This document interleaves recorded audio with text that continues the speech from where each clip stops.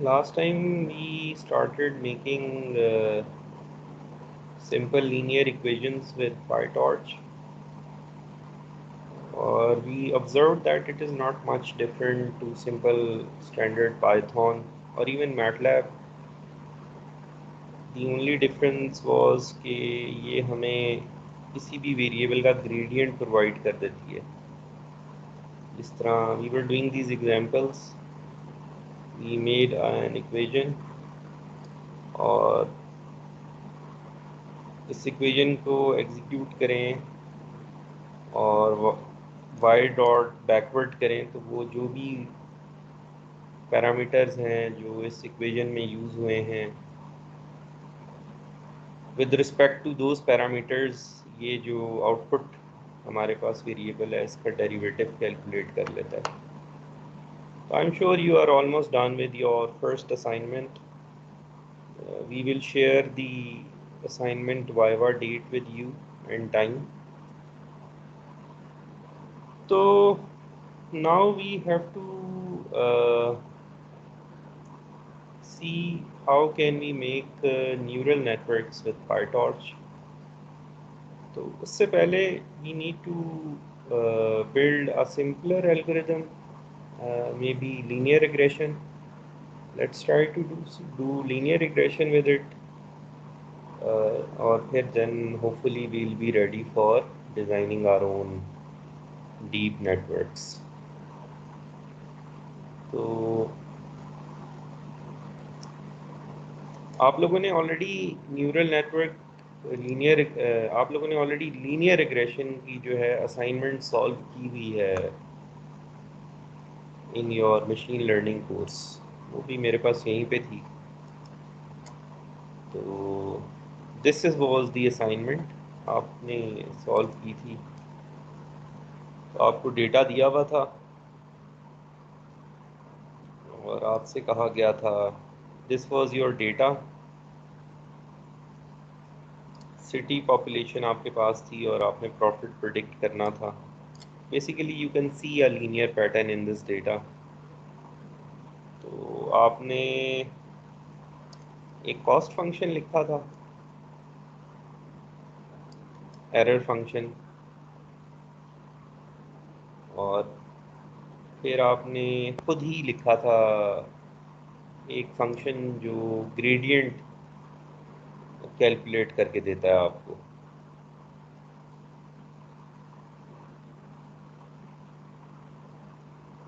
ठीक है. तो उसके बाद what else did you do?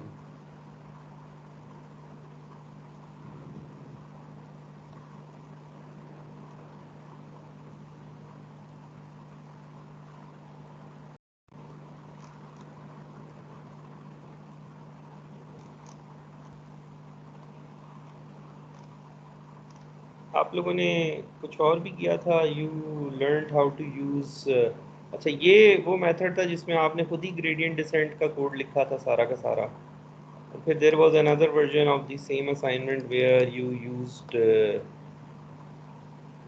an inbuilt optimizer from Python. तो बहरहाल हमारा उसमें आज इंटरेस्ट नहीं है, आप ऑलरेडी कर चुके हैं वो काम. तो हमें एक फंक्शन चाहिए, कॉस्ट फंक्शन, एरर फंक्शन, और एक हमें ग्रेडियंट डिसेंट खुद कैलकुलेट करना पड़ता था आपको, आपने किया था. अब हम पाईटॉर्च में हमें पता चल गया है कि हमें अवेलेबल है ग्रेडियंट डिसेंट. तो हम जो है वो हमें खुद से ये काम करने की ज़रूरत नहीं है. It has made our life simple. तो हम एक लीनियर रिग्रेशन प्रॉब्लम सॉल्व करते हैं जो आपको मैंने नोटबुक शेयर की है, उसमें भी यही लीनियर रिग्रेशन प्रॉब्लम है. And then as a homework or as an assignment, you can use this code to redo your assignment from machine learning course. So let's see how simple it gets when you are using PyTorch to do the same thing. So let's start with it. तो इन्होंने कुछ हमें data दिया हुआ है and they want to predict the yield of apples and oranges. तो हमारे features हैं temperature, rainfall and humidity. Basically पानी कितना दिया और टेम्परेचर क्या था, these two are major factors in any crop. तो इन्होंने कहा है कि अगर हमारे पास ये डेटा हो तो let's try to predict the yield, कितने कितने कितनी आपकी क्रॉप होगी। तो this problem is very simple to house price prediction problem that we solve in the machine learning course. उसमें बस ये था कि हाउस प्राइस प्रेडिक्ट करनी थी, यहाँ पे हमें दो नंबर प्रेडिक्ट करने हैं एक की बजाय। तो we can solve this problem separately for predicting apples yield and oranges yield, and let's try to fit a linear function। ये यहाँ पे दे दिया, let's say we try this। ये एक पैरामीटर टेम्परेचर से मल्टीप्लाई कराया करते हैं, एक पैरामीटर जो है वो रेनफॉल से, और एक ह्यूमिडिटी से, और एक बायस। तो हम एक लीनियर फंक्शन फिट करने की कोशिश कर रहे हैं to predict the output. Similarly, we can write an equation for the second value जो आपने प्रिडिक्ट करनी है। तो ये यहाँ पे इन्होंने प्लॉट करके दिखा भी दिया है कि इट सीम्स के ये आपका डेटा है। अब तीन फीचर हो गए हैं, तो प्राइस के ये जो यील्ड है ये प्लॉट तो कर नहीं सकते। तो फिर एनीवेज ये हमने डेटा प्लॉट करके देख लिया है कि इसमें लीनियर रिलेशनशिप है। तो let's start with our PyTorch version। तो we imported NumPy and we imported torch, और उसके बाद हमने ये 2D अरेज क्रिएट कर ली।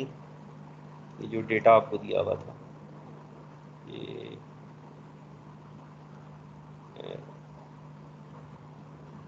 कितनी हमारे पास ट्रेनिंग एग्जांपल्स हैं, 5 ट्रेनिंग एग्जांपल्स।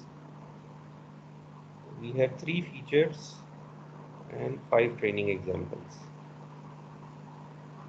तो हमने एक एरे बना ली, उसमें यही वैल्यूज़ हमने एंटर कर दी। 3 फीचर्स हैं हमारे पास और 5 ट्रेनिंग एग्जांपल्स हैं, और आउटपुट में जिसको हम टारगेट कह रहे हैं, we have 5 values for apples and 5 values for oranges।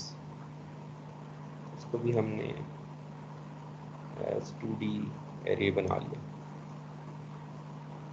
उसके बाद the step is simple, जो हमने उस दिन किया था, उस दिन हम डायरेक्ट आंसर क्रिएट कर रहे थे, अगर आपको याद हो तो। ये देखें, हम torch डॉट टेंसर करके क्रिएट करते थे, और 2D हमने टेंसर क्रिएट किया था।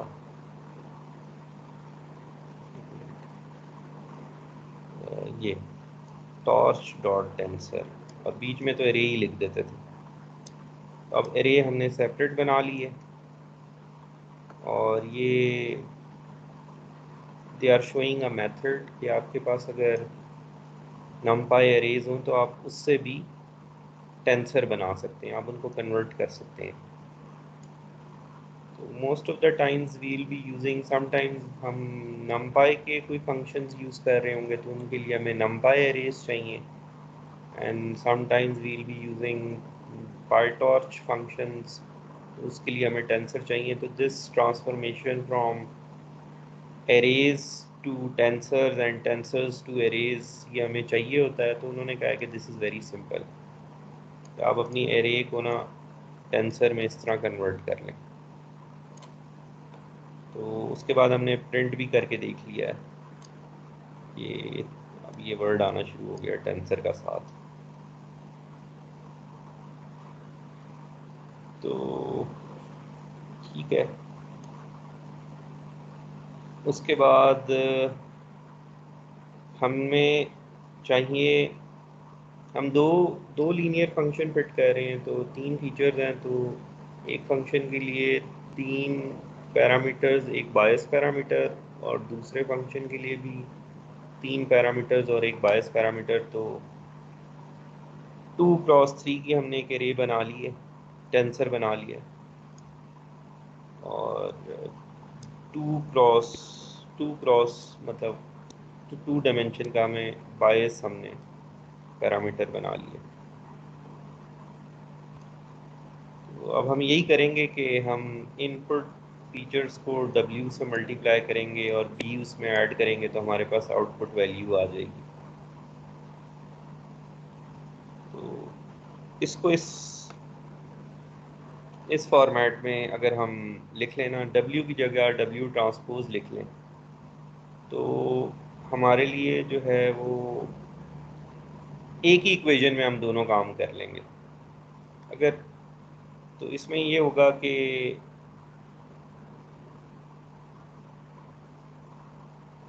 हमारे जो पैरामीटर एरे जो हमने बनाई है वो यूं है, यहाँ पे मैं बनाता हूँ। हमने कहा कि हमारी इक्वेशन कुछ यूं थी, एप्पल्स के लिए इसको एप्पल कह देता हूँ, W11 तो जो भी पहला फीचर है प्लस W12 और जो भी दूसरा फीचर है W13 जो भी तीसरा फीचर है प्लस बायस टर्म। तो इसी तरह हमारे पास दूसरी इक्वेशन आ गई थी ऑरेंजेस के लिए, उसके लिए जो पैरामीटर है उसको हमने 21 कह दिया है, फीचर वही रहता है W22 x2 plus W3 x3 plus B2। तो इनको हम ये इन दोनों इक्वेशंस को एज मैट्रिसेस लिख सकते हैं।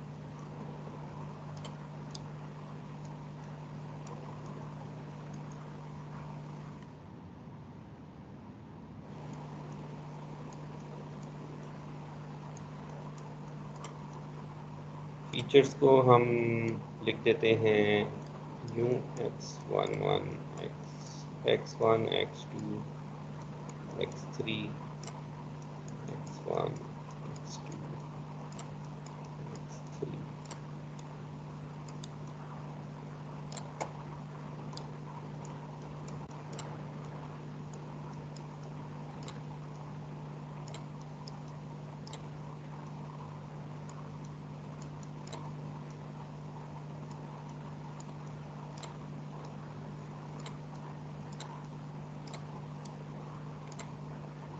तो ये मैट्रिक्स होगी, इसका साइज हो गया 2 क्रॉस 3 और ये मैट्रिक्स होगी, इसका साइज हो गया 3 क्रॉस 2। तो जब ये दोनों मल्टीप्लाई होंगी तो रिजल्टिंग मैट्रिक्स का क्या साइज होगा? 2 × 2। क्रॉस 2। अच्छा, तो लेट्स सी।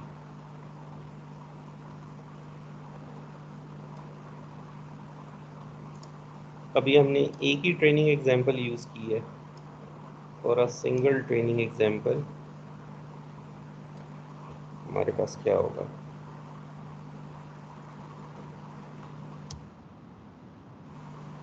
अगर हमारे पास सिंगल ट्रेनिंग एग्जांपल हम यूज़ करें तो ये हो जाएगा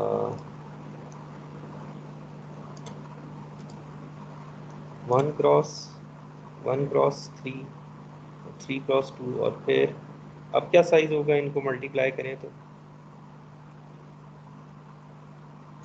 1 × 2। 1 क्रॉस 2 और फिर हम इसको लिख सकते हैं B1 B2 वाला एक मैट्रिक्स 1 क्रॉस 2। बेसिकली फिर ये हो जाएगा कि हमारे पास दो वैल्यूज़ आ जाएंगी, y y।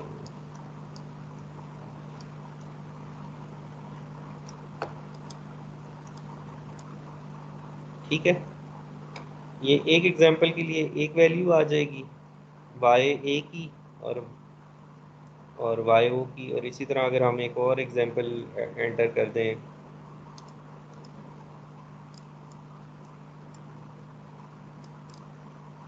हम दूसरी एग्जांपल यहाँ पे लिख दें, तो फिर हमारे पास एक और रो इधर ऐड हो जाएगी।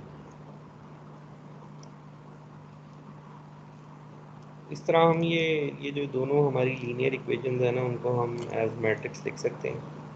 आप नहीं लिखना चाहते आप ना लिखें, आप सिंपल कर सकते हैं जिस तरह आपने अभी असाइनमेंट 1 में किया है कि आप instead of making these matrices, ये सारे वेट्स की मैट्रिसेस बनाने की बजाय ना आप इंडिविजुअली वेट्स डिफाइन कर दें। एक टेंसर बना लें W11 के लिए, एक W12 के लिए, एक W13 के लिए। फिर जिस तरह हमने उस दिन इक्वेशंस बनाई हैं, आप उस तरह लिख सकते हैं। ये जिस तरह यहाँ पे हमारी इक्वेशन थी ये, तो आप अलग-अलग भी कर सकते हैं। बट अभी हम देखेंगे कि इससे हमें क्या फ़ायदा होता है अगर हम इस तरह लिखते हैं। तो ये जो फॉर्म है x multiply by W transpose plus b, इसका मतलब ये है कि हम लीनियर रिग्रेशन सॉल्व कर रहे हैं और हमारी जो है अगर हम एक से ज़्यादा आउटपुट वैल्यूज़ प्रेडिक्ट कर रहे हैं, तो ये थोड़ी ज़्यादा जेनेरिक फॉर्म है। एनीवेज, अब हमने क्या किया है कि इनपुट हमारा x है, x will be the features, और ये हमारी फीचर वाली मैट्रिक्स है। पूरा का पूरा टेबल ही हमारा x में है। और फिर हम x को w जो भी मैट्रिक्स हमने क्रिएट की थी उसके ट्रांसपोज से मल्टीप्लाई करेंगे और उसमें b ऐड कर देंगे। तो मैट्रिक्स मल्टीप्लिकेशन के लिए आप एट द रेट का सिंबल यूज़ करते हैं और ये ट्रांसपोज है। तो ये आपका जो है ना आउटपुट आ जाएगी आपके पास, और आउटपुट का साइज़ यही होगा, ये जो आपके टेबल में दिया हुआ है ना आपको, सारी 2 क्रॉस 5, 5 क्रॉस 2 ये। तो आप ये एक दफ़ा करके देख लें, मैं रन कर देता हूँ तो लेट्स सी। सर डब्ल्यू और बी को भी फंक्शन में पास नहीं करना होगा? हाँ, this is a good question. अगर मैं कोड लिखता ना तो मैं ज़रूर पास करता उनको, लेकिन इन्होंने, मैं भी आपको बताता हूँ क्यों नहीं किया। पहले मैं देख लूँ ये रन हो गया है कि नहीं। It's taking some time. अच्छा, तो one recommendation when you are trying to learn how to code in any language, उसमें सबसे जो अच्छा तरीका होता है ना प्रोग्रामिंग सीखने का, वो ये होता है कि आप किसी अपने से बेहतर प्रोग्रामर या कोई कोड आप ले लें and try to understand that code. That will help you become a better coder और प्रोग्रामर। तो अब होता ये है कि ये पाइथन में ना, जो आपने फंक्शन के बाहर कोई वेरिएबल क्रिएट किया होता है ना, वो कंसिडर होता है ग्लोबल। तो ये देखिए, हमने ये इनपुट्स और टारगेट्स बनाए थे, ये तो हो गया हमारा डेटा। और उसके बाद हमने ये रैंडम डब्ल्यू और बी भी कुछ मैट्रिसेस बनाई थी। तो उसके बाद ये वाला फंक्शन आया, ये जो हमने लिखा है मॉडल। तो क्योंकि डब्ल्यू और बी इस फंक्शन के बाहर हमने डिफाइन किया था, तो इस फंक्शन को एक्सेसिबल है डब्ल्यू और बी की वैल्यू।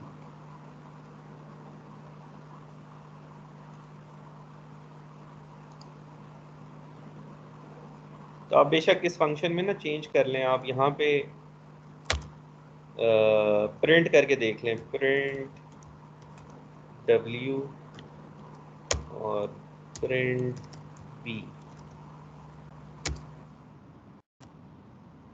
देखते हैं क्या करता है।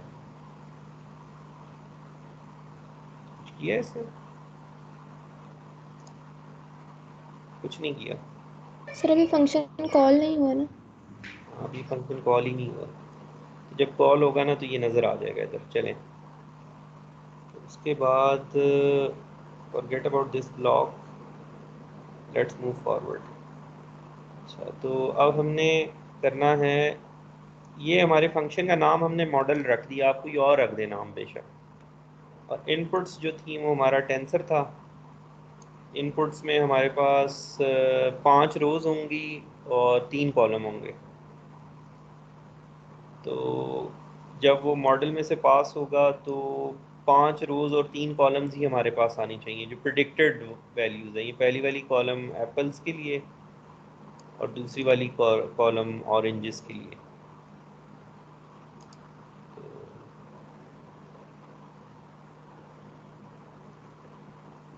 अच्छा, अब ये कुछ 2 एक्स्ट्रा चीज़ें प्रिंट हो रही हैं। ये बेसिकली यस वो सर, है जो डब्ल्यू हम, और डी। ये डब्ल्यू टी, इसको मैं ना कमेंट कर देता हूँ वरना हम कंफ्यूज होते रहेंगे।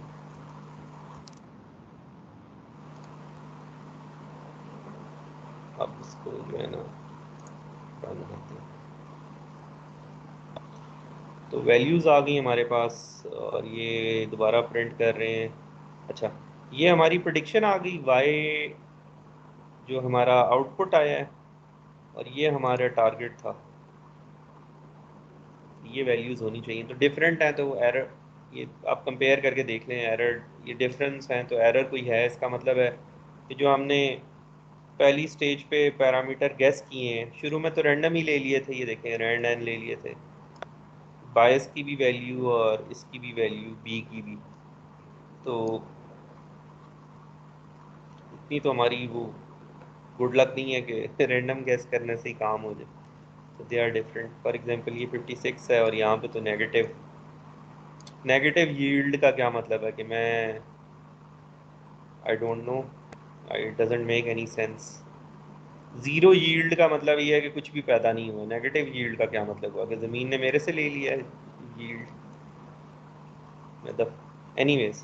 तो ये डिफरेंट है, तो फिर आप इसके बाद ना आप इनका एरर कोई कैलकुलेट कर लें, मीन स्क्वायर एरर। तो एक फंक्शन आपने डिफाइन कर लिया मीन स्क्वायर एरर, उसको 2 चीज़ें आप पास करेंगे T1 और T2, वो दोनों में डिफरेंस लेगा। T1 T2 क्योंकि टेंसर हैं, तो डिफरेंस लेने के बाद डिफरेंस वेक्टर का, डिफरेंस वेक्टर को डिफरेंस वेक्टर से मल्टीप्लाई कर दें तो स्क्वायर हो जाएगा। ये जो स्टेरिक का सिंबल होता है ना, ये पॉइंट बाय पॉइंट मल्टीप्लिकेशन होती है इधर, और मल्टीप्लिकेशन के लिए ऐट द रेट सिंबल होता है। तो आपने सारी वैल्यूज़ का स्क्वायर कर लिया, फिर सारी वैल्यूज़ को जमा कर लिया और फिर एवरेज कर लिया। तो ये जो न्यूमल होता है ये बताता है कि किसी भी वेक्टर की लेंथ क्या है। तो डिफरेंस वेक्टर की लेंथ वो उतनी होगी जितनी वेक्टर टी की लेंथ है। तो वेक्टर टी की लेंथ उतनी होगी जितनी आपकी ट्रेनिंग एग्जांपल्स थी। तो इस तरह ना आपने ये मीन स्क्वायर एरर कैलकुलेट कर ली। तो पहले हमने डेटा लोड किया एज एरेज, फिर बनाए उनसे टेंसर। टेंसर बनाने के बाद हमने अपनी इक्वेशन लिख ली, मैट्रिक्स में लिखें या ना लिखें, मैट्रिक्स में अपने तरीके से लिख लें आप। और फिर इक्वेशन लिखने के बाद हमने एरर कैलकुलेट कर लिया। तो एरर कैलकुलेट करने के बाद हमारा नेक्स्ट स्टेप होता है डेरिवेटिव लेना। तो डेरिवेटिव, ये देखिए हमने क्या किया, फिर हमने जो प्रिडिक्टेड वैल्यूज़ और जो टारगेट वैल्यूज़ हैं हमने उनका एरर कैलकुलेट किया, वो नॉन ज़ीरो होगा। ये बहुत बड़ा नंबर आ गया 25331। तो इसके बाद हम क्या करेंगे कि ग्रेडियंट। अच्छा, तो अब ये फाइनल इक्वेशन हमारी ये थी लॉस वाली। तो लॉस या एरर का डेरिवेटिव लेना होता है। तो जब आप पहले असाइनमेंट करते थे तो वहाँ पे आपको लिखना पड़ता था ये ग्रेडियंट डिसेंट। आप पैरामीटर बताते थे और आप इनपुट फीचर्स बताते थे, आउटपुट वैल्यूज़ बताते थे, और इन तीनों को यूज़ करके आप ग्रेडियंट कैलकुलेट करते थे।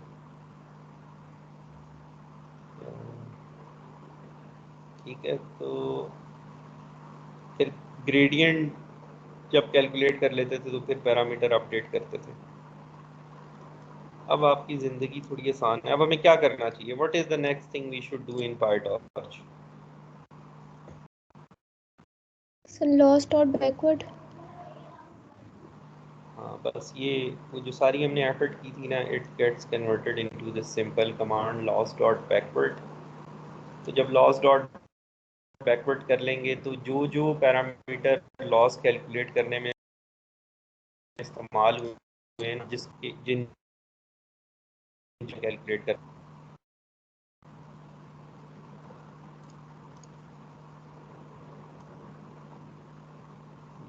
Can you see my screen? Yes, sir.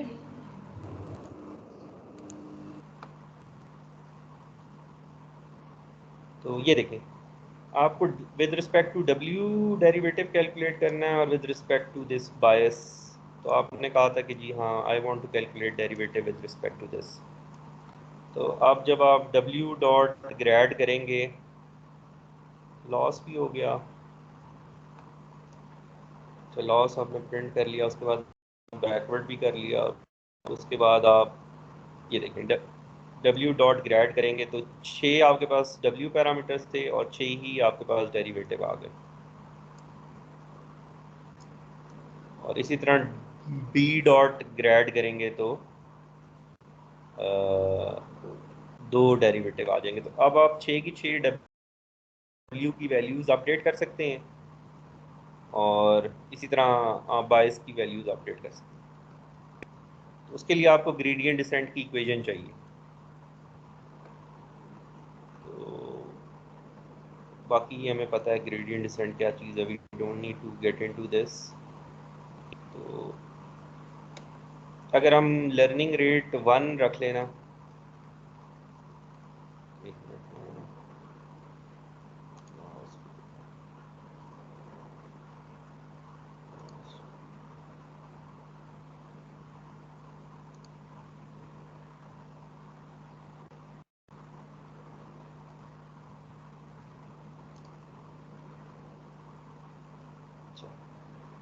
अब ये बेसिकली ये जो इक्वेशन लिखी हुई है यहाँ पे, इसमें ये है कि W इक्वल्स टू, ये जो है ये हम स्टैंडर्ड जो हमारा कोडिंग में C++ में होता है कि हम यूँ लिख सकते हैं, इस इक्वेशन को W equals to W minus alpha derivative of cost function with respect to W। इसको हम लिख देते हैं, इसको लिखने का छोटा तरीका ये होता है, W माइनस के जो भी W की वैल्यू थी, W माइनस ये डेरिवेटिव। तो इसमें देख लें आपके पास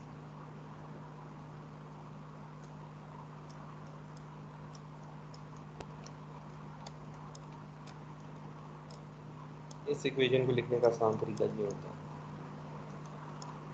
कि W की वैल्यू में से माइनस कर दें कितना, डेरिवेटिव ऑफ दैट फंक्शन, और प्लस ये जो छोटी सी वैल्यू लिखी है ना, ये आपने लर्निंग रेट रखा हुआ है, alpha is equals to 1 point, मेरा ख्याल है 0.401 का मतलब, ये 1 इंटू ई की पावर -5 का क्या मतलब होता है?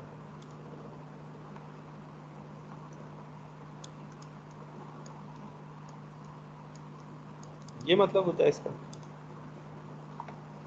Yes, sir. अच्छा, अब जब आप अगर यूं सिंपल अपना, अब आप ये पैरामीटर आप अपने अपडेट कर सकते थे इस तरह, लेकिन आप करेंगे ना तो एरर आ जाएगी। तो पाइटॉर्च जो है ना, आपको चेंज नहीं करने देता। एक मिनट जरा, एक मिनट।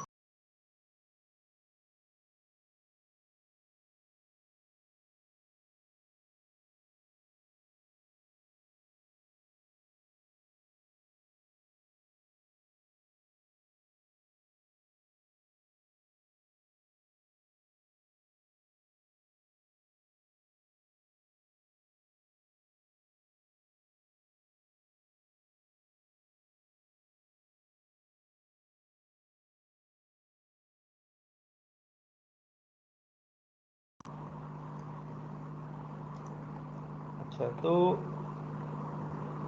जो पैरामीटर्स हैं ना जिनका आपने पाइटॉर्च को कह दिया कि भाई इनका डेरिवेटिव कैलकुलेट करना है, तो उनको आप उनकी वैल्यूज़ आप बदल सकते। आपको इजाज़त नहीं देता वो बदलने की, वो कहता है मैं ही करूँगा। तो ये देखें, आप W की वैल्यू चेंज करना चाह रहे हैं ना, वो आपको करने नहीं देगा। इसका डेरिवेटिव उसने कैलकुलेट करना था और इसका करना था। तो बट आप करना तो चाहते हैं इनकी वैल्यूज़ अपडेट, तो इस तरह नहीं करेंगे आप। इस तरह करेंगे तो एरर आएगा। तो बेशक आप रन करके देखें, एरर आएगा। तो उसके लिए फिर आप यूं पायटॉर्च में ना यूं अपडेट कर लेते हैं कि जी, आप पायटॉर्च को बताते हैं कि अच्छा मुझे आप करने दें, और मैं आपको यकीन दिलाता हूँ कि ये वाली इक्वेशन जो है ना उसको उसका विद, क्योंकि देखें डब वो कर ये रहा होता है कि जिधर जिधर डब्ल्यू इस्तेमाल हो रहा है और आउटपुट कैलकुलेट हो रही है, तो उस आउटपुट का with respect to W derivative उसने कैलकुलेट करना है। और यहाँ पे एक अजीब सिचुएशन बन गई है कि डब्ल्यू ही कैलकुलेट हो रहा है डब्ल्यू की वैल्यू से। तो this gradient update rule is actually not an equation, ये तो हमारा रूल था। आप उसको कहते हैं कि अच्छा, आप ये ऊपर लिखते हैं, उसको कहते हैं कि अच्छा इस इक्वेशन को बेशक आप ना शामिल कीजिएगा जब आप W के रिस्पेक्ट बाकी इक्वेशंस का डेरिवेटिव कैलकुलेट करेंगे। तो ठीक है, हमें बस एक दफ़ा ये जब भी हमने अपडेट करने होंगे हम ये लिख दिया करेंगे ऊपर, और ये अपडेट हो जाया करेंगी वैल्यूज़। तो हम अपडेट कर देते हैं इनकी वैल्यूज़। और अब क्योंकि वैल्यूज़ पैरामीटर की अपडेट हो गई हैं, तो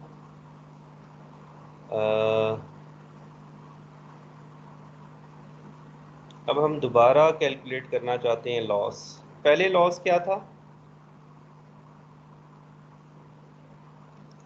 What was the loss before?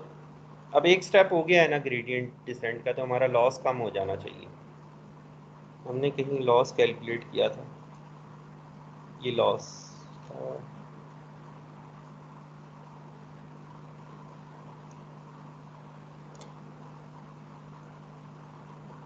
Loss ये हमारा था 25331।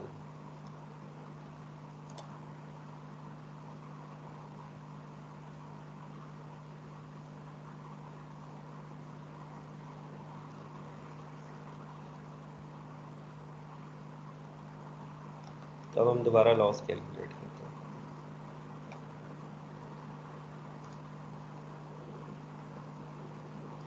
तो अभी भी वही है 25331। क्यों?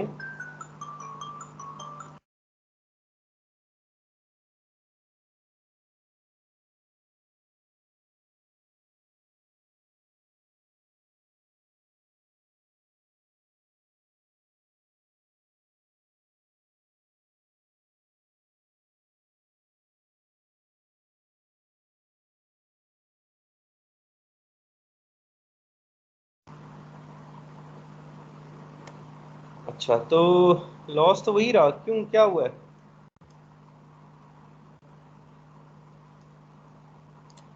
सर लर्निंग रेट बहुत छोटा होगा।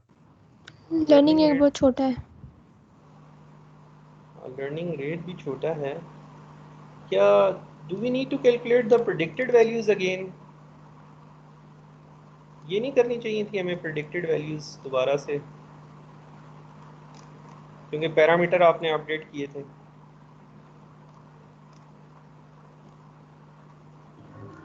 एक मिनट, दोबारा कर लेते हैं जाके।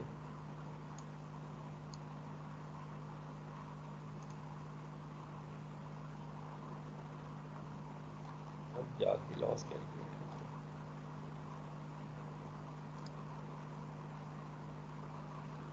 ठीक है, तो ये प्रेडिक्टेड वैल्यूज आपने दोबारा से कैलकुलेट करेंगे तो लॉस कम हो जाएगा, क्योंकि अभी तक तो इनमें पुरानी वैल्यूज थी प्रिडिक्शन में। अब आपने पैरामीटर जब अपडेट किए थे तो आपने शायद प्रिडिक्टेड वैल्यूज भी दोबारा बनानी थी। बहरहाल अब आपके पास दोबारा लॉस आ गया, आप दोबारा लॉस डॉट बैकवर्ड करेंगे।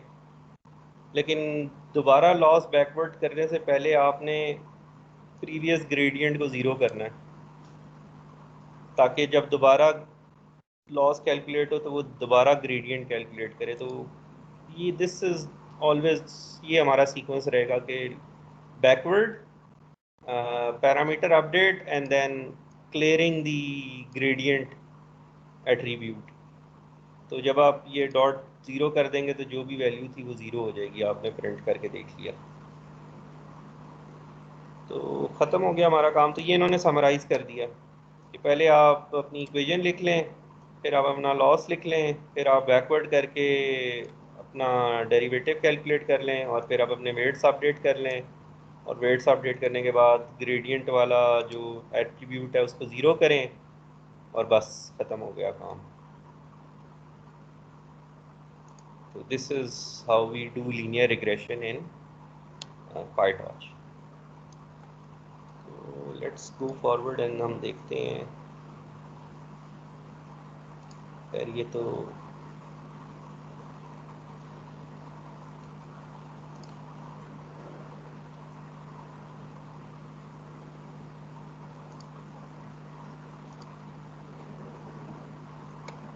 अच्छा, चलें, ये समराइज हो गया। ये देखें, ये कहते हैं कि this is how you run your code. तो हमने एक इक्वेशन लिखी हुई है अपनी इनपुट्स को आउटपुट्स में कन्वर्ट करने के लिए, और फिर हमने एक लॉस की इक्वेशन लिखी है, फंक्शन लिख लिया है, और फिर लॉस डॉट बैकवर्ड। और एक दफ़ा जब बैकवर्ड कर लिया, डेरिवेटिव कैलकुलेट कर लिया, तो हमने कहा कि विद टॉर्च अब हम पैरामीटर अपडेट करने लगे हैं, तो please allow us to do that and don't consider these equations. और फिर आप डेरिवेटिव ज़ीरो कर लें तो ये एक लूप ख़त्म हो जाएगा। तो ये 100 दफ़ा काम होगा। तो 100 ईपॉक्स कह रहे हैं हम। तो 100 ईपॉक्स इस वजह से कह रहे हैं क्योंकि हम हर आइट्रेशन में सारे के सारे इनपुट जो हमारी एग्जांपल्स थी हमने यूज़ की हैं। तो इस वजह से हम एक आइट्रेशन को एक ईपॉक कहेंगे, क्योंकि एग्जांपल्स थी ही बहुत कम। टोटल कितनी, 5 एग्जांपल्स थी ना हमारे पास। अगर हमारे पास 5 मिलियन एग्जांपल्स होती तो हम सारी की सारी एक साथ शायद ना यूज़ कर सकते, बहुत बड़ी मैट्रिक्स बनानी पड़ती। तो फिर हमें उन्हें छोटे छोटे बैचेस में तोड़ना पड़ता।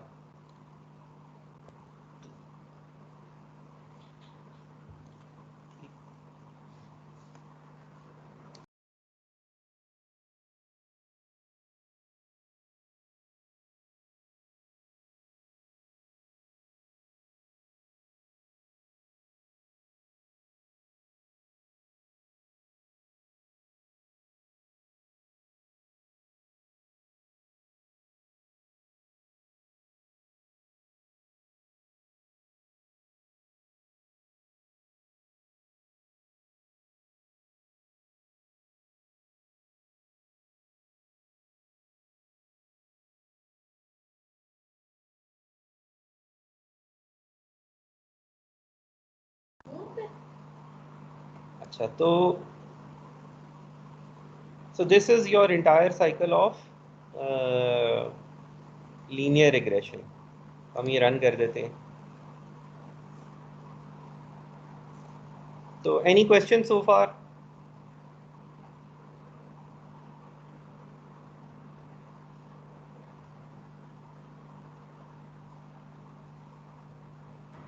No sir. तो so the message is कि PyTorch is not as cryptic जितनी हमें ये सुनने में लगती थी कि पता नहीं क्या होगा इसके अंदर। तो now what we want to do is कि जो आप लोगों ने असाइनमेंट की थी ना, यूजिंग यहाँ पे तो डेटा ऑलरेडी हमारे पास था एज ये थोड़ा सा डेटा था, तो हमने जो है ना वो उनकी एरेज क्रिएट कर ली। अब आप करेंगे ये कि एज अ होमवर्क और एज एन असाइनमेंट आप रिपीट कीजिएगा जो आपको डेटा दिया हुआ था पहले, उस पर ये वाला जो है ना, इस तरह आपने जो है ना फंक्शन लीनियर रिग्रेशन करनी है। This is your assignment number 2। तो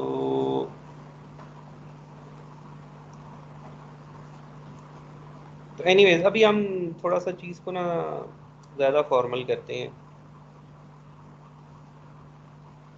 यहाँ तक हम पहुँच चुके हैं, ये तो हमने रन कर लिया है मेरा ख्याल है, बहुत जल्दी हो गया ये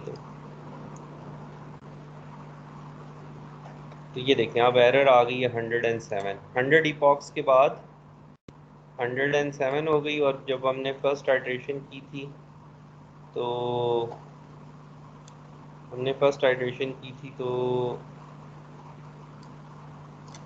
क्या बायस कुछ 5 डिजिट्स में हमारा जो लॉस था वो बहुत आया था।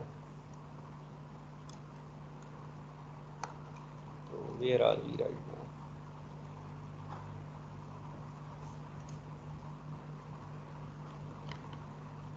चलिए, तो अच्छा अब हम यूज़ करना चाहेंगे, यही हम लीनियर रिग्रेशन दोबारा सॉल्व करेंगे यूजिंग न्यूरल नेटवर्क। मतलब न्यूरल नेटवर्क में कैसे करेंगे तो वो मैं आपको बताता हूँ कैसे करेंगे। आप ये जो भी आपने रिग्रेशन सॉल्व की है ना, इसको आप अज्यूम कर सकते हैं कि एक सिंपल न्यूरल नेटवर्क आपने यूज़ किया है। 3 इनपुट्स थी आपके पास और 2 आउटपुट्स थी, और ये जो तीनों इनपुट्स जो हैं वो एक न्यूरॉन से कनेक्टेड हैं, और ये आउटपुट कर रहा है ऑरेंज के लिए, एप्पल्स के लिए, और ये दूसरा नेटवर्क है जो कि दूसरा न्यूरॉन है वो कर रहा है आउटपुट ऑरेंजेस के लिए। और 2 बायस पैरामीटर भी हैं आपके, एक इसका और एक इसका। ये छोटा सा न्यूरॉन आपने बना लिया, और यहाँ पे हमने तो ये छोटा सा नेटवर्क रिप्रेजेंट्स, जो कि ये जो एक नेटवर्क, ये एक न्यूरॉन है ना, ये बेसिकली एक सिंपल इक्वेशन को रिप्रेजेंट कर रहा है। ये वाई एप्पल्स प्रिडिक्ट करेगा, और आपको ऑलरेडी वाई बताया हुआ है किसी ने, ये वाई बी प्रिडिक्ट करेगा, तो आपको वाई बी बताया गया, और आपको 5 एग्जांपल्स दे दी गई हैं इस पहले वाले फीचर की, और 5 ही दूसरी की, और 5 ही तीसरी। इन्हें तो हमारे पास 3 वैल्यूज हैं।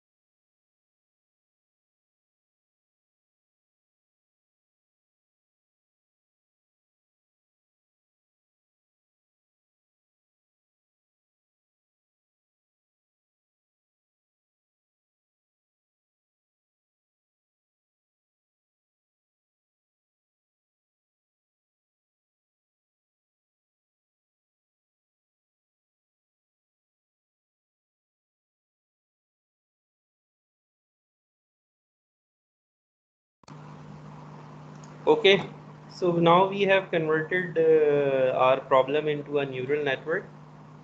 और हम कोई एक्टिवेशन नहीं यूज़ करेंगे और इससे सिंपल हमारा न्यूरल नेटवर्क नहीं हो सकता। तो अभी जो असाइनमेंट 1 में तो आपने खुद इक्वेशंस बनाई थी ना, वो जो नेटवर्क 2x2 का जो आप बना रहे थे। अब हम यूज़ करना शुरू करेंगे जो इनबिल्ट इसके फंक्शंस होते हैं, कि वो इक्वेशंस भी हमें ना बनानी पड़े, वो भी यही बना दें हमारे लिए। उसके लिए हम ये nn मॉड्यूल, ये torch.nn हमें चाहिए होता है। ये हमने इंपोर्ट कर लिया। अच्छा, उसके बाद हमने एग्जांपल्स बढ़ा दी अपनी, पहले 5 ही थी, अब थोड़ी ज़्यादा कर दी। तो ठीक है, ये तो एग्जांपल्स हो गई ना। तो ये अभी तक एरेज ही हैं। एरेज से हमने टेंसर बना लिए, और टेंसर बनाने के बाद now now PyTorch will start helping us. देखिए, हमें अगर मेरे पास ये टेबल है, लेट्स से फॉर 1000 एग्जांपल्स, जिसमें हमारे पास 3 फीचर हैं। तो और मैं 1000 सारी की सारी यूज़ नहीं कर सकता एग्जांपल्स, तो मैं चाहूँगा कि मैं इसको बैचेस में डिवाइड कर दूँ। और आपके पास जो है ना वाई भी है, वाई ए भी है और वाई बी भी है।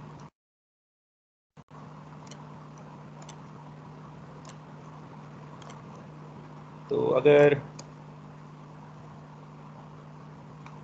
तो ये जो है ना, ये काम हमें कोई इनबिल्ट फंक्शन करके दे देगा, वो तोड़ के दे देगा हमें, रादर के हम एक बड़ी बड़ी एरे में से छोटे छोटे पोर्शन एक्सट्रैक्ट करके छोटी छोटी एरेज बनाए ना, ये वो हमें कर देगा। तो उसके लिए हम ये कोई टेंसर डेटा सेट वाला होता है, पहले हमने टेंसर डेटा सेट बनाना होता है। हम इनपुट टेंसर और जो टारगेट टेंसर है वो दे देते हैं, तो वो हमें बना देता है। हम ये रन करके देख लेते हैं क्या बना कर देता है। ये हमारी इनपुट है। अच्छा, ये हो गया। अब हम ये लोड करते हैं। उसके बाद ये जो भी फंक्शन है उसको यूज़ किया। अब ज़रा आप ये देखें इसने क्या किया है। ये सिर्फ हमने पहली 3 एग्जांपल 0, 1 एंड 2 वो एक्सेस की हैं। ये जो भी इसने आउटपुट हमें दी है, उसके हमने पहले 3 एग्जांपल्स जो है ना प्रिंट कर दिए हैं यहाँ पे।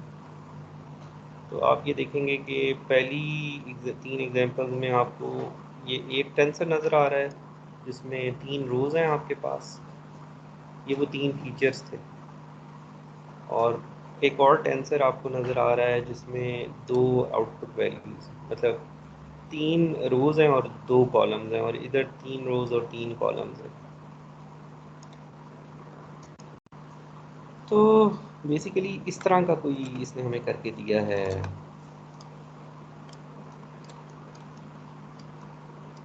एक ये टेंसर आ गया हमारे पास, और कॉमा दूसरा टेंसर आ गया। ये हमारे फीचर्स हैं, ये हमारी आउटपुट है, और ये ब्रैकेट्स हैं। और ये हमने किया था वो जो भी हमारे पास ट्रेन डेटा सेट वाला था ना, हमने उसको जाके कहा था कि हमें 3 वैल्यूज़ दिखा दो, 3 रोज़। तो उसने 3 दिखा दी। इस तरह करके उसने आउटपुट किया है। तो इस तरह हमने क्यों किया, हमने उनको टेंसर ही क्यों नहीं रहने दिया। और ये क्या चीज़ है ये जो अब नज़र आ रही है,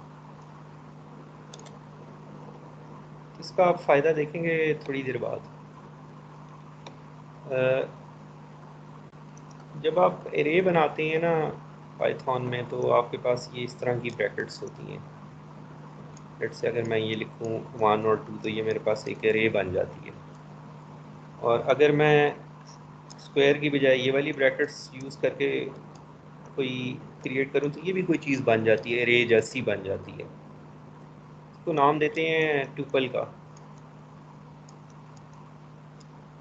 तो दोनों में फ़र्क थोड़ा सा ही होता है। वो इसमें स्क्वायर वाले में और इस ये ब्रेसेस में फ़र्क सिर्फ इतना होता है कि इसको तो आप एडिट कर सकते हैं, इसको नहीं कर सकते।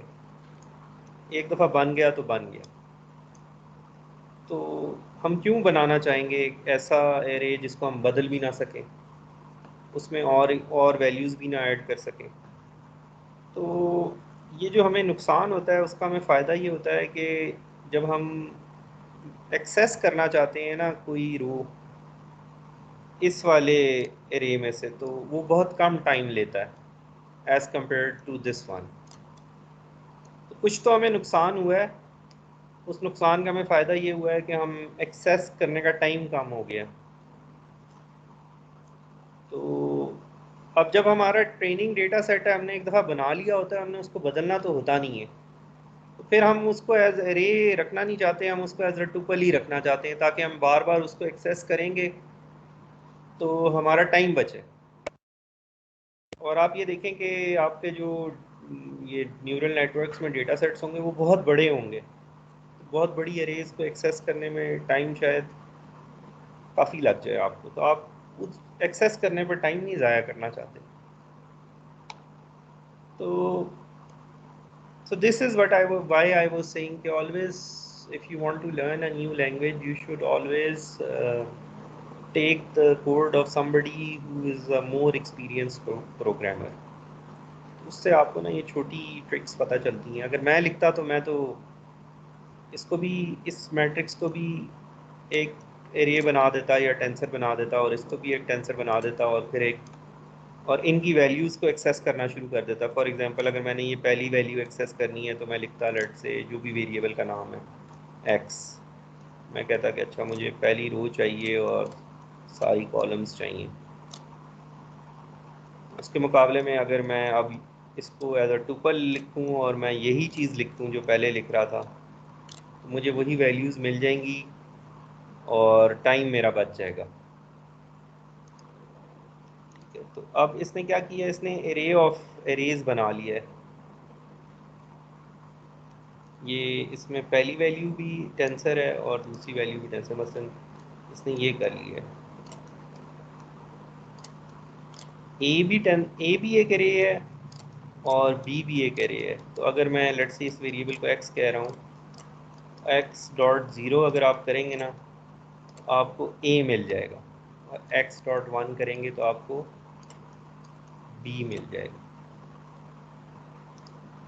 तो ये डिटेल जो है ना ये आप देख सकते हैं यहाँ पे कहीं पे भी ना टुपल्स में इन्होंने लिखा होगा कि टुपल्स क्यों यूज़ करना चाहते हैं आप, और इसने ना टाइम दिखाया है, टाइम बच जाता है। मैं आपको दिखा देता हूँ इन्होंने सिंपल, ये देखें ये एक एरे की जगह ना स्क्वायर की जगह ये वाली ब्रैकेट्स यूज़ कर ली हैं।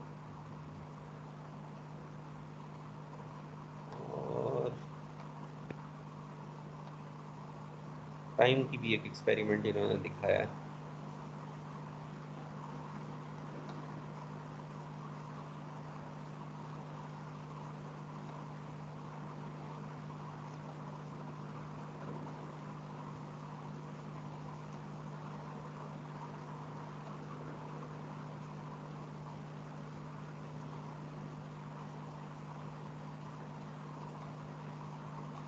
I cannot find it right now। चलिए फिर बाद में देख लेंगे, बहरहाल आपका टाइम बच जाता है तो। अच्छा, तो ये हमने क्या किया था, हमारे पास टेंसर्स थे, हमने ये जो भी फंक्शन था इसके अंदर इनपुट किया, तो इसने ना इन दोनों को ज्वाइन करके इस तरह की कोई चीज़ बना दी। उसके बाद हम और इनमें इस वाले जो भी ये डेटा ऑब्जेक्ट है, ये जो भी ऑब्जेक्ट है, इसमें से अगर आपने दोनों को एक्सेस ज़ीरो लिखेंगे तो पहली रो इसकी भी आ जाएगी और पहली रो इसकी भी आ जाएगी। ये जो ए है इसकी भी पहली रो आ जाएगी और बी की भी पहली रो आ जाएगी। तो ये आप इस तरह करके देख सकते हैं। देखें, आपने कहा कि 0 से 2 तक तो उसने ट्रेन डीएस की जो पहले वाला टेंसर था उसकी भी तीनों वैल्यूज़ आपको एक सेपरेट वेरिएबल में टेंसर में रिटर्न कर दी और दूसरी वाली भी सेपरेट टेंसर में रिटर्न कर दी। तो अगर आप एरेज बनाते आपने करना यही था, अगर बैच लेना होता कि आप एक और एरे में छोटी एरे रख लेते कि अच्छा उससे पहली 3 एग्जांपल्स कर लें, और अब भी आप वही कर रहे हैं, लेकिन अब शायद आपका टाइम जो है ना बहुत बच जाए अगर आप ये वाला फंक्शन टेंसर डेटा सेट वाला यूज़ करेंगे। तो एनीवेज अल्टीमेटली हुआ यही है कि उसने हमें जो है ना वो पेयर बना के दे दी हैं, और उसके बाद जैसे there is another function data loader, तो ये जो है ना हमारे बैचेस बना कर दे देता है। तो हम इसको वो दे देते हैं जो टेंसर डेटा सेट ने हमें बना के दिया होता है वेरिएबल, और हम उसे कहते हैं कि अच्छा मेरे जो बैच साइजेस हैं वो 5 के हैं,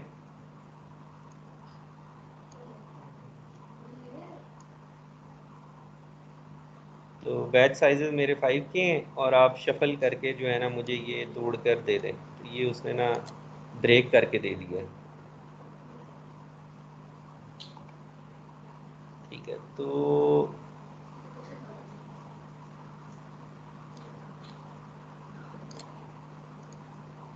अब ये जो भी ऑब्जेक्ट है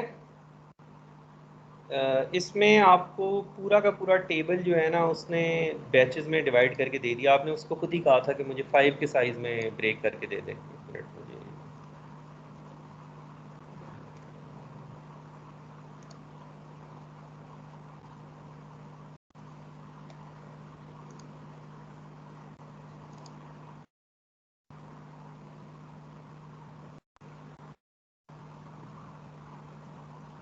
अच्छा उसके बाद आपने ये जो इसने वेरिएबल रिटर्न किया, आप कहते हैं कि मैं इसका जो भी साइज़ है, अगर मेरे पास 5 बैचेस है ना तो इस वेरिएबल को 5 टाइम्स आइटरेट करना पड़ेगा मुझे फॉर लूप में।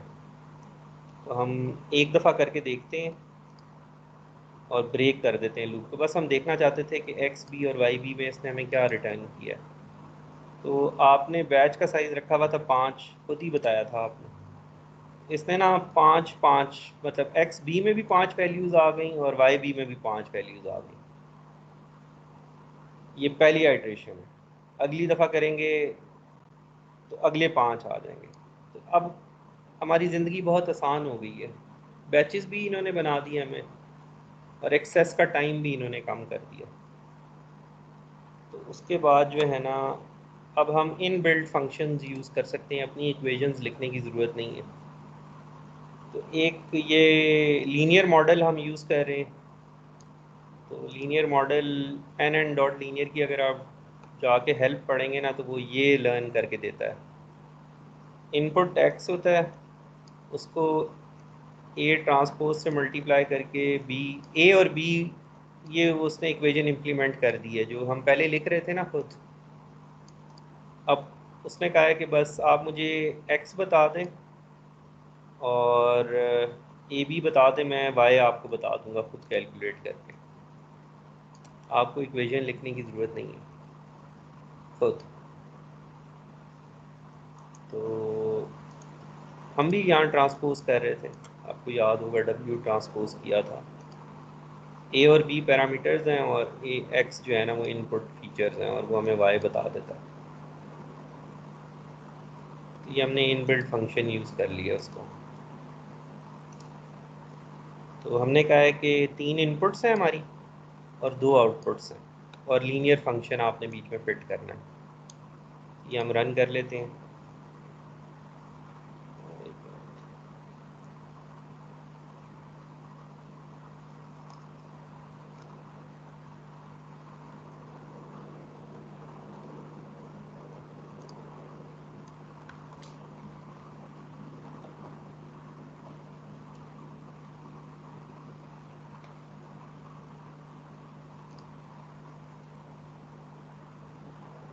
अच्छा तो उसने इक्वेशंस बता दी हमें, और फिर हम जब ये मॉडल क्रिएट कर लेते हैं तो हम डॉट वेट लिखेंगे तो वेट्स आ जाएंगे और डॉट बायस लिखेंगे तो बायस आ जाएंगे। तो पहली दफ़ा तो उसने भी रैंडम ही वैल्यूज़ गेस करनी है। और आप ये देखें उसने भी 3x2 आपको मैट्रिक्स रिटर्न की है जो आप पहले खुद लिख रहे थे।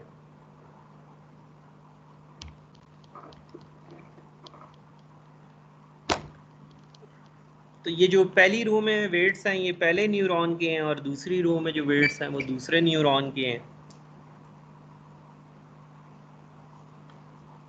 जो हमने अभी डायग्राम बनाई है यहाँ पे, ये पहली रो में ये पर्पल वाले वेट्स हैं और दूसरी रो में ब्लू वाले वेट्स हैं। ये अब आपका मॉडल हो गया, आपने देख लिए इसके वेट्स। अच्छा, उसके बाद आप फिर एक और तरीका है ये पैरामीटर्स एक्सेस करने का अपने सारे नेटवर्क के। आप डॉट पैरामीटर्स लिखेंगे फिर भी वही चीज़ें आएंगी जो पहले आ रही थी। वेट और बायस करके देख लें या पैरामीटर्स करके देख लें। तो अब काम बहुत आसान हो गया। इनपुट्स टेंसर पहले से बनाया हुआ है, मॉडल को पास किया तो उसने जो है ना आपको प्रेडिक्शन बता दी।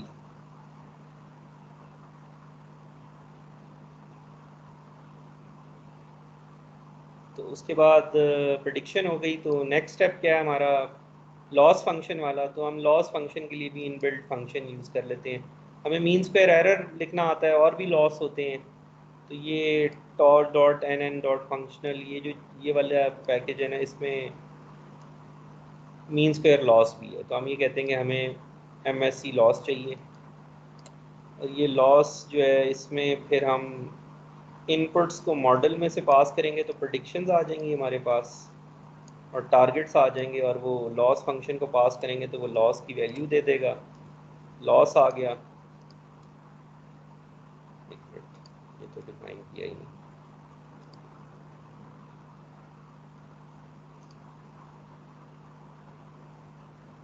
अच्छा, लॉस करने के बाद आप लॉस डॉट बैकवर्ड करते हैं तो डेरिवेटिव कैलकुलेट हो जाता है। लेकिन अब आप कोई स्पेशल ऑप्टिमाइजेशन करना चाहते हैं, हमने इतने सारे ऑप्टिमाइज़र पढ़े हैं, आप एक ख़ास जो भी ये स्टोकेस्टिक ग्रेडियंट डिसेंट है ये ऑप्टिमाइज़र आप बताते हैं कि नहीं ये वाला यूज़ करना है, ये तेज़ है, और इसको आप बताते हैं किन पैरामीटर्स का डेरिवेटिव लेना है। तो मॉडल आपने क्रिएट कर लिया था, उसके पैरामीटर भी देख लिए थे आपने, और आपने लर्निंग रेट भी बता दिया उसको, ये स्टोकेस्टिक ग्रेडियंट डिसेंट। और उसके बाद हमारी पाइपलाइन बड़ी सादा हो जाती है। ये एक्चुअल में ये काम करना था हमने सारा। हमने कुछ इपॉक्स तक अपने एक्सपेरिमेंट को रन करना है और फिर एक और फॉर लूप आ गया जो कि बैचेस में रन करेगा। तो हमने बैचेस में डिवाइड कर लिया था अपने ट्रेनिंग डेटा को। तो पहला बैच आया, पहले बैच को मॉडल में से पास किया। मॉडल भी हमने इक्वेशन नहीं लिखी, उसी के उसको बताया था 3 इनपुट्स होंगी, 2 आउटपुट्स होंगी और लीनियर मॉडल होगा। तो वो प्रेडिक्शन करेगा। फिर हमने एक लॉस फंक्शन जो है वो इनबिल्ट यूज़ कर लिया है, उसकी भी फंक्शन नहीं लिखना पड़ा, उसकी भी बस नाम बताया है कि ये वाला चाहिए। तो प्रेडिक्टेड वैल्यू और ये जो आउटपुट वैल्यू है इस बैच की, उसके उसने लॉस कैलकुलेट कर दिया। फिर हमने लॉस डॉट बैकवर्ड ही लिखना है, लेकिन अब बैकवर्ड करते हुए ना वो ये याद रखेगा ऑप्टिमाइज़र कौन सा यूज़ करना है। आपने, आपकी चॉइस थी। तो बैकवर्ड कर देगा। तो अब डेरिवेटिव आ चुके हैं। अब हम इनबिल्ट कमांड यूज़ करेंगे। पहले तो हमने वो एक स्पेशल कमांड लिखी थी ना कि हमें इजाज़त दें आप पैरामीटर्स को अपडेट करने की। तो अब हम वो तो सिर्फ समझने के लिए हमने किया था कि ताकि हमें पता चल जाए क्या हो रहा है एट द बैक एंड। तो अब हम ये करेंगे कि जो ऑप्टिमाइज़र डॉट स्टेप, हम ये कह देंगे कि जी पैरामीटर्स को आप अपडेट कर दें।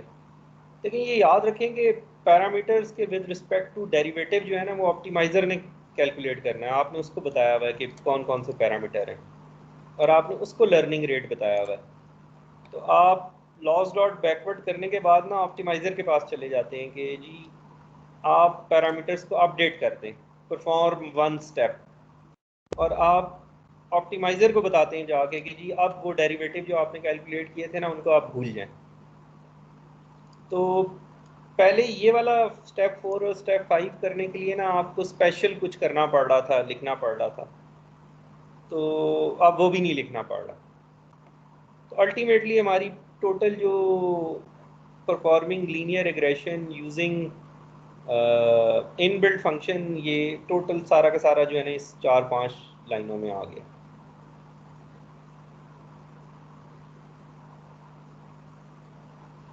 ठीक है, तो इन द एंड हम कोई परफॉर्मेंस प्रिंट करवा रहे हैं, पर क्या कहते हैं, ये हम डिफाइन कर लेते हैं फंक्शन।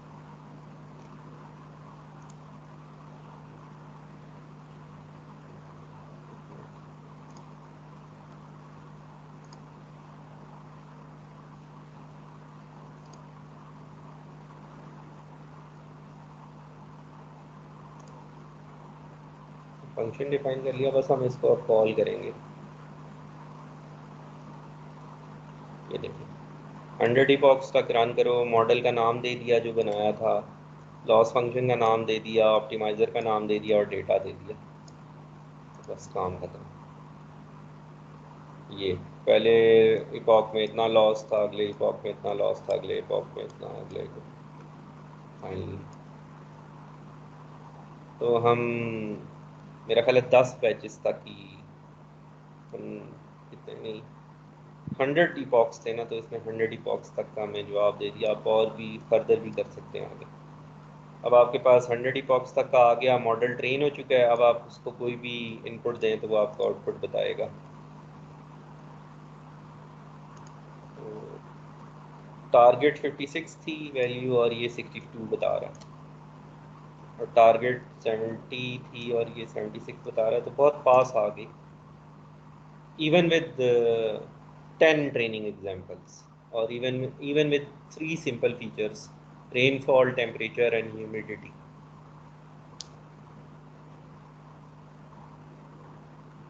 और सिंगल इनपुट दे के भी आप चेक कर सकते हैं अपने मॉडल को जब वो ट्रेन हो गया तो। ठीक है, तो ये जो अब आपको मैंने पाइथन नोटबुक दी हुई है ना, try to play with this notebook. और सबसे आसान तरीका ये है कि जो आपने असाइनमेंट की थी ना उसका डेटा अपलोड करें और इसके थ्रू सॉल्व करें। You already have the answer जो आपके पास असाइनमेंट करके आया था कि आपके पैरामीटर क्या थे। और जब आप मॉडल को ट्रेन कर लेना तो मॉडल डॉट पैरामीटर्स चेक कर लीजिएगा जाके कि क्या सेम आ रहे हैं या बेहतर आ रहे हैं। तो अब इसके बाद जो हमने काम करना है ना फॉर न्यूरल नेटवर्क्स, वो हम सिर्फ ये किया करेंगे कि हम अपना मॉडल बदला करेंगे जाकर। अभी हमने अपना मॉडल बनाया था लीनियर, तो इसके बाद बस हमने इस मॉडल वाली इक्वेशन को चेंज करना है, तो उसमें कॉन्वोल्यूशन भी आ जाएगी और इसमें डीप भी आ जाएगा, और बाकी स्टेप्स वही रहेंगे। डेटा लोड किया, डेटा को ट्रिपल्स में कन्वर्ट किया, बैचेस में डिवाइड किया, लॉस फंक्शन बताया, ऑप्टिमाइज़र बताया, और उसके बाद मॉडल बताया, और ख़त्म। उसके बाद जो है ना ये लाइब्रेरी हमें सारा कुछ करके देगी। ठीक है, तो I can understand कि you cannot digest this thing in one go। तो आप जो है ना you should play with this file, आप print करके देखें, and the more you practice the more easier these things will become for you। So this is the aim from now on till the end of the course कि you are able to make your own system। तो theory समझने में थोड़ा वक्त लगता है हमें, हमने इतने ऑप्टिमाइज़र पढ़े और इतना हमने जो है ना वो ओवर फिटिंग, अंडर फिटिंग और वैनिशिंग ग्रेडियंट्स और क्या क्या आर्किटेक्चर होते हैं। और ये लाइब्रेरी जो है इसने हमारी ज़िंदगी बहुत आसान कर दी है। हम कहते हैं कि अच्छा अब ये लॉस फंक्शन ले लो, ये ग्रेडियंट ले लो। जिस तरह आप रेस्टोरेंट में गए हैं ना तो आप अपना मेन्यू बताते हैं कि अच्छा ये मुझे रोटी में ये चाहिए और बेवरेज में ये चाहिए, तो अब आप सिर्फ ये करेंगे इसके साथ। But you will have a better understanding कि जब आप अपना सिस्टम बनाएंगे ऑब्वियसली वो काम नहीं करेगा उतना अच्छा जितना आप चाहते हैं, तो फिर आपको सामने क्वेश्चन आएंगे कि व्हाट शुड आई चेंज। फिर वो जो सारी आपकी ट्रेनिंग है मशीन लर्निंग की वो आप यूज़ करेंगे कि क्या बदलें इधर तो रिजल्ट बेहतर हो जाएगा। सर ज्यादा इपॉक्स से भी ओवरफिटिंग होने का चांस होता है। ज़्यादा ट्रेनिंग एग्जांपल से ओवरफिटिंग का चांस तब होता है जब आपका नेटवर्क जो है ना उसके बहुत ज़्यादा पैरामीटर हैं। तो जब आपके मॉडल में फ्लेक्सिबिलिटी बहुत ज़्यादा है तो आप मौका दे रही हैं उसको लर्न करने का, तो वो तो याद कर लेगा सारा कुछ। सर अगर अब इसमें अब हमने 100 इपॉक दिए उसकी जगह मैं 5000 इपॉक दे दूं तो वो ओवरफिट होगा क्या? नहीं, ओवरफिट क्यों होगा? उसके पास मॉडल है ही लीनियर, तो लीनियर मॉडल तो ओवरफिट होने में मुश्किल होता है ना, और नॉन लीनियर मॉडल ओवरफिट होते हैं। सिंपल मॉडल तो ओवरफिट नहीं हो सकते ना, चाहे लाख ही बॉक्स कर लें आप।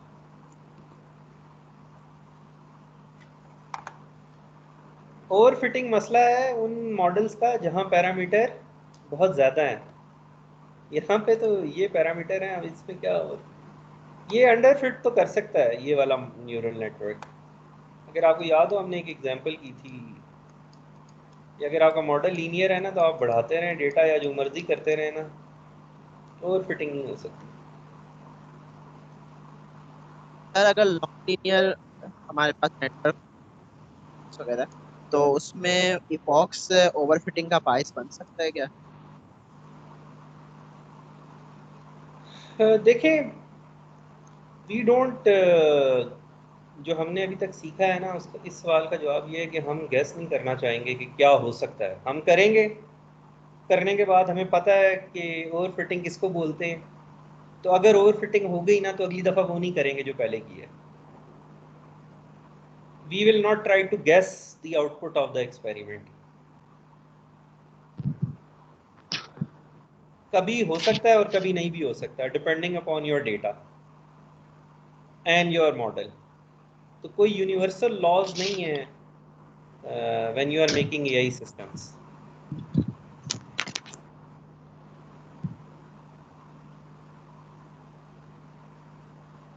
सर ठीक है, तो now this is your second assignment. First assignment आपकी वो थी वो जो आपने वो नेटवर्क में जो डेरिवेटिव आपने हाथ से कैलकुलेट किया था और जो पाइटॉर से कैलकुलेट किया था उनको कंपेयर करना था। सेकंड असाइनमेंट आपकी ये है कि इस नोटबुक को आप अंडरस्टैंड करेंगे और आप जो है इस नोटबुक के थ्रू अपनी वो असाइनमेंट सॉल्व करेंगे, लीनियर रिग्रेशन वाली जो आपने मशीन लर्निंग कोर्स में की थी।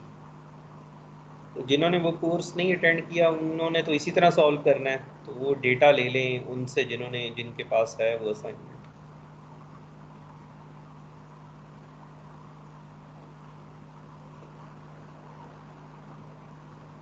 ठीक है, तो सर डेडलाइंस का बता दें दोनों को। डेडलाइन इसकी यही है, try to do it before Eid, क्योंकि अब नेक्स्ट क्लास में हम नेक्स्ट कुछ कोड डिस्कस करेंगे, तो the sooner you start you will be able to understand कि नेक्स्ट क्या हो रहा है।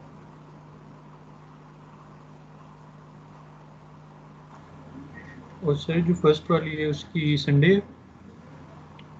हाँ जी, उसकी ये नेक्स्ट वीक में आपका कोई आपको टाइम मिल जाएगा व्हेन टू सर उसमें वो जो हैंड रिटन डेरिवेशन है वो